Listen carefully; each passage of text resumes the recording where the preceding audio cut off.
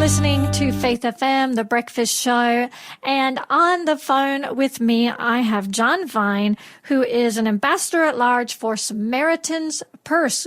Good morning, John. Welcome to the show. Good morning, Michelle. Yeah, great to have you on with us. And you have some exciting news and information about some things that Samaritan's Purse is doing that our listeners may want to be involved in. Can you share some thoughts with us on that? Well, Samaritan's Purse is headed up by Franklin Graham, which is Billy Graham's son. Yep. It's a large organisation, ministry organisation, and I'm involved directly with Operation Christmas Child, which is one of the ministries underneath Samaritan's Purse. And what we do is we take a shoebox, we fill it up with various goodies, which is just something to wear, something to play with, something for schooling, something to love, hygiene, and something special, which is sometimes maybe a solar calculator, a torch, or some tools, something that's out of the box. All right, let's run through that list again. So these are the different items that you put into a shoebox, and then this shoebox is going to be delivered to a child. Yes. Okay, and so you said something to wear, Yep. something to play with, something to play with, something to love. Yeah, something for school, something for book, learning. pencils, Okay, rubbers, sharpeners, whatever. Something for hygiene, but we can't. This year we can't send soap because of some countries have problems with the palm oil, which is an ingredient in most soaps. Right. So they've said no, we can't. So we've had to say no to soap because we can't guarantee any of our soaps don't have palm oil. Yes. But also nothing that's breakable either to go into a shoebox. Yep. Oh, very good. Okay. Yeah. And what was the last one? Something special. Okay. Something a little bit ordinary, as a solar calculator or maybe some tools, a screwdriver, some scissors for a young girl to do any, or needle craft, and threads. Yeah. Anything that's a little bit different. Nice. Okay. And then what happens? So how do you collect these and then how do you put them together and how do you send them out?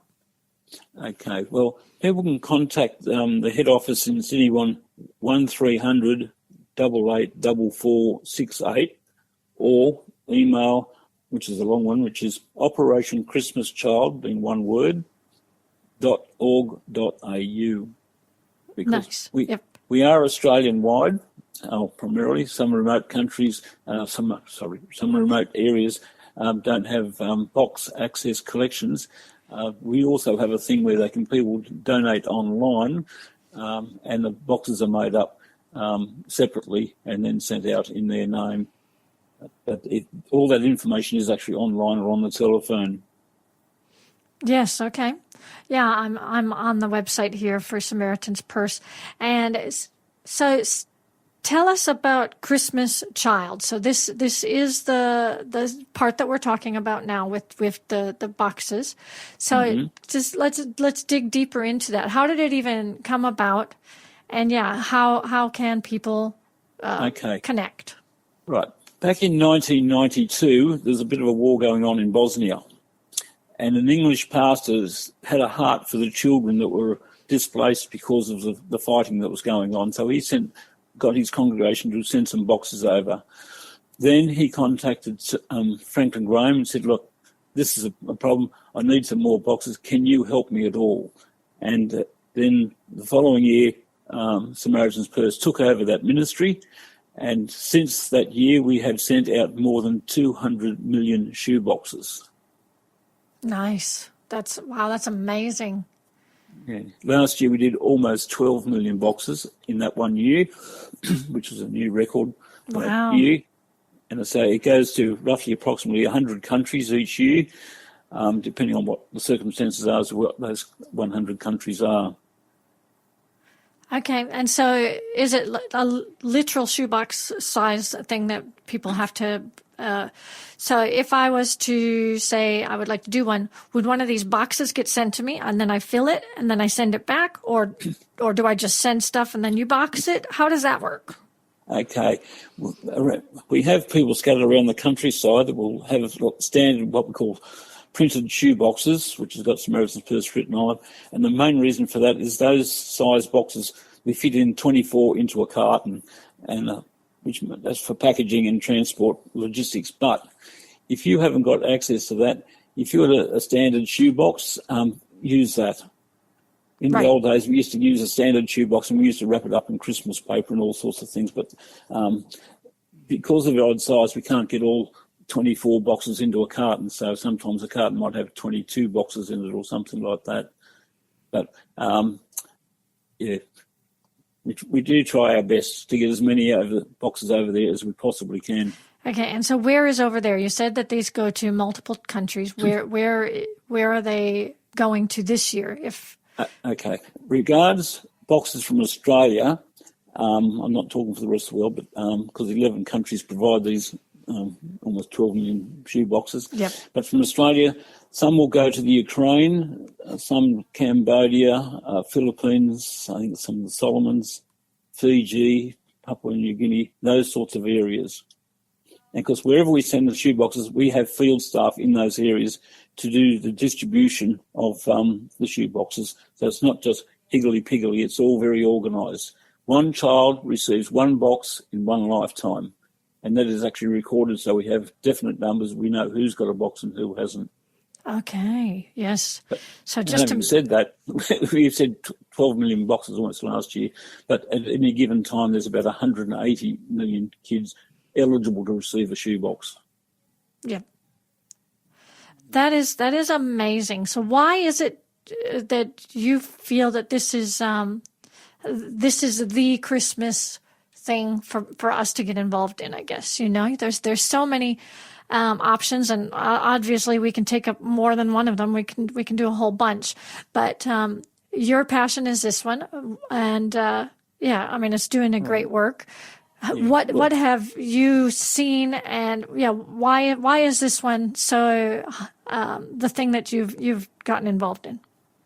Well, actually, it all started when we were up in Queensland visiting some of our children who lived up in the Sunshine Coast at the time, and my wife went along to church with our daughter there, and they were starting to do that. This is about year 2000, and she thought, I can do that. So she came back home, did a couple of boxes, and then we found out that some people about an hour's drive within us, and so we started being a bit more involved with them. And then over the years, the numbers have increased. We've talked to the people in our church and the surrounding churches in our district, and they've decided, yes, that sounds like a good idea, and they've got on board with it. So our district here at the moment does probably about 400 to 500 boxes each year.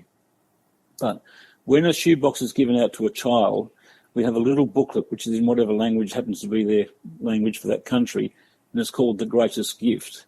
And it's basically 12 studies, 12 pictures, evangelism.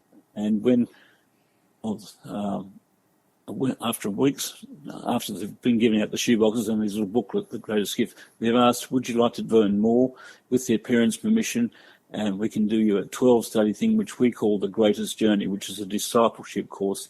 And it is out at the end of that we get our numbers of 1 in 4 boxes a child comes to Christ. And they go home and they talk to mum and dad, next door neighbours, whoever, and even more come to Christ. That is From exciting. a church planting point of view, it is mind-boggling.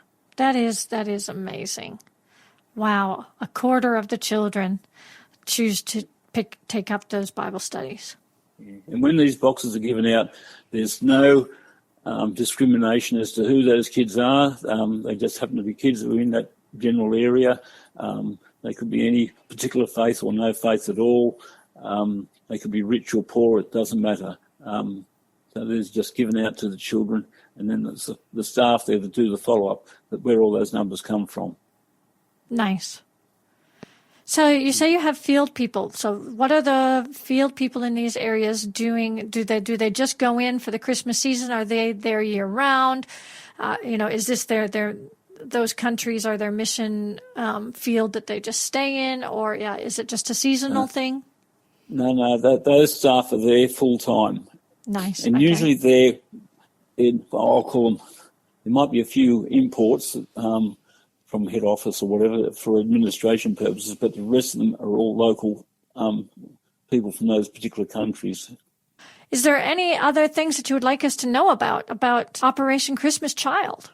Having been over there overseas myself and distributed shoeboxes, but there's a whole lot of other miracles that happen virtually on a yearly basis when a child receives a shoebox.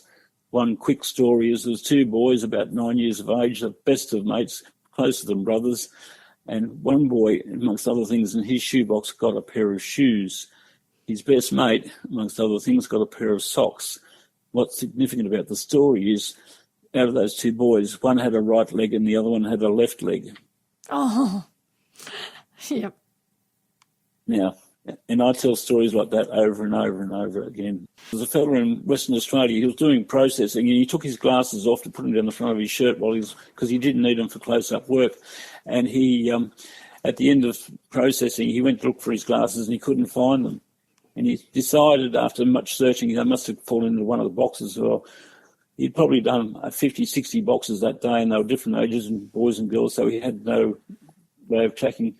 Anyhow, 3 months later, and we went out and bought himself another pair of glasses. 3 months later, he happened to be in Cambodia distributing shoe boxes, and there's a little girl about 6 years of age, I suppose, standing near his feet, because when we go out, there'd probably be about one adult there to probably about 10 kids receiving a shoebox. And he just happened to be looking at these 10 kids, but this little girl opened up a box and there were his glasses. Now, at that stage, I asked people, what would you do at that situation? Would you put your hand in and grab the glasses and say, they happen to be my missing glasses, little girl, I'll have them back now? Or B, maybe you say, excuse me, little girl, they happen to be my missing glasses, may I have them back, please? Or C, you could turn back and watch the hand of God at work. Yeah. He took the third option. And she took everything out of the box very carefully, put it on the ground beside it, and then at the end she put everything back in the box in the same way it had come out. And, of course, the glasses were the last thing. With that, she saw other people wearing glasses, so she said, I'll put them on just for see what happens. She put the glasses on, and she turned around to her mother who was standing behind her and said, Mummy, I can see. What a story. Oh, that is so amazing. Praise the Lord. What a miracle. And I'm full of those stories. Yeah. I could talk for an hour telling you stories like that where people say, oh, that was a coincidence. I said, out of millions of boxes, that particular box went to that particular child for that particular reason as an answer to prayer. Yeah, wow. So I'm seeing here on the website that you have collection weeks and that they are coming up relatively soon. Yes, because we normally just do a collection of shoeboxes through September, October. At the end of October and through November, the boxes are all gathered up and sent to a processing centre, and every single box is opened, checked that there's nothing untowards in there.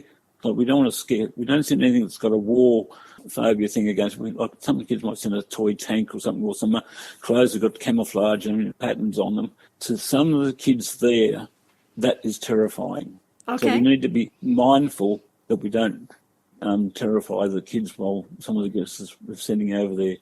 But great care is taken. They're all recorded, and so each box can be traced as exactly what carton it's gone in, what shipping container it's gone in, what country it's gone to, and what area in those other countries it's been distributed to. So there's a great detail taken in knowing exactly what the outcome of each box is. Okay. So if you go to SamaritansPurse.org.au and then you can click on Operation Christmas Child, then you can just follow through there to shoebox packing instructions is the next little bit, and then that will guide you so that you can take part. Now, here in Australia, from the 13th to the 27th of October is when the collection weeks is happening, and in New Zealand, from the 20th to the 25th. So if you would like to be involved in any way, you can text us here on 0491064669, and I can send you that link, or else you can just jump on to the website yourself at SamaritanPurse.org.au, and if you want to pack up one of these boxes and get involved, then now is your chance to do it, because we are getting close to that time when it needs to be packed up and sent away for these kids for Christmas. And what a blessing that could be for them all. Thank you, John, for jumping on with us. Another telephone number there you can be rang is 1300 884468, or again on the website operationchristmaschild1word.org.au. They're alternatives. And I'll put you onto some local people if need be, so you don't have to do it all long distance. Wonderful. Thanks for coming on the breakfast show with us, John. And yeah, we hope that your Christmas season will be a blessing for you as you are helping to give such a wonderful joy to so many children. And God bless F.